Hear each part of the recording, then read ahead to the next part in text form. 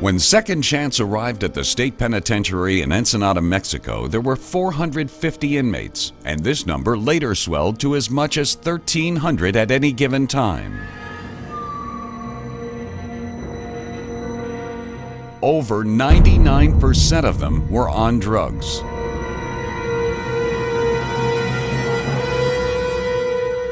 Up against tremendous odds in one of the roughest prison environments, Second Chance immediately went to work implementing their program.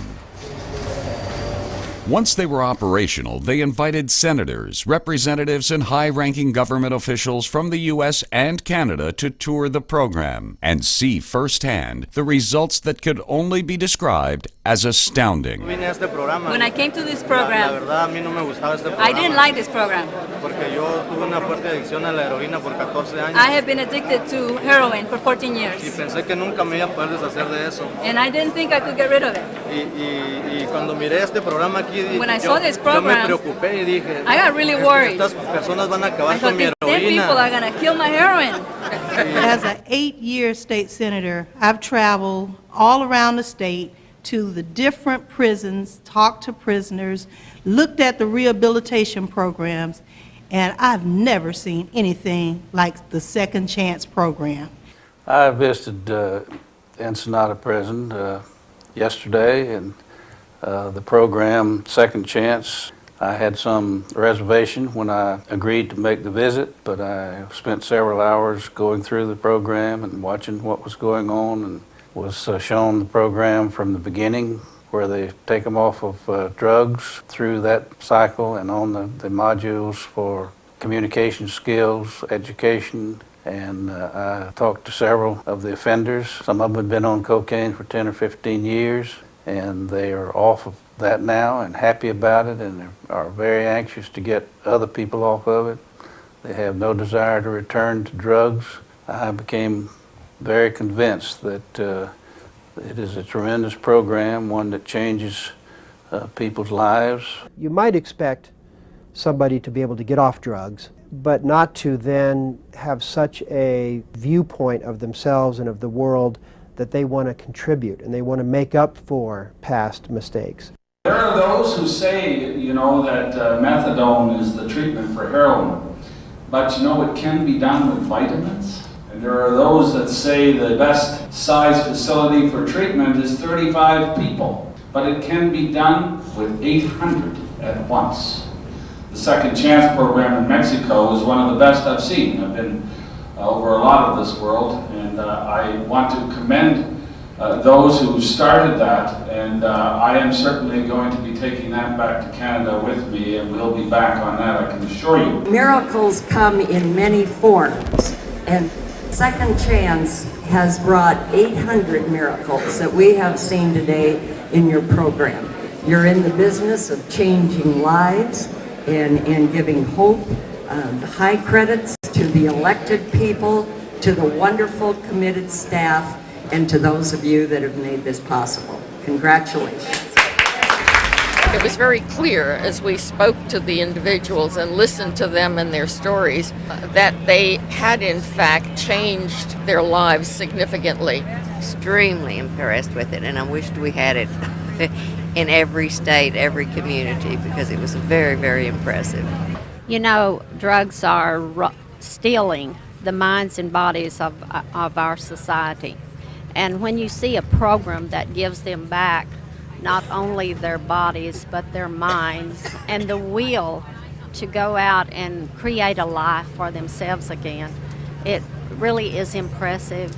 This program seemed to be so well put together. They looked inside to see how they happened to get there, and these are all valuable steps, and it's just, I think, a fantastic program, and something that we should have much more of. Something as simple as vitamins, be given is, why hadn't somebody thought about that before? I don't know.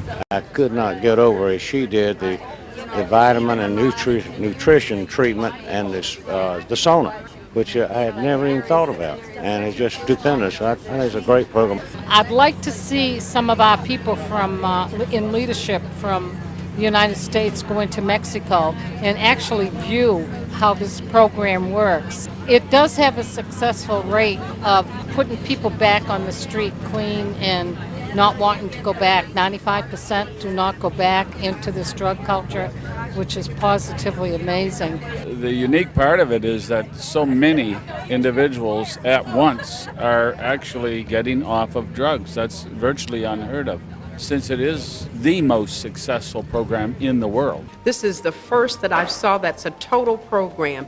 We're doing some portions of this program in Michigan, but nothing like this. We're spending more of our money on corrections than we are on education.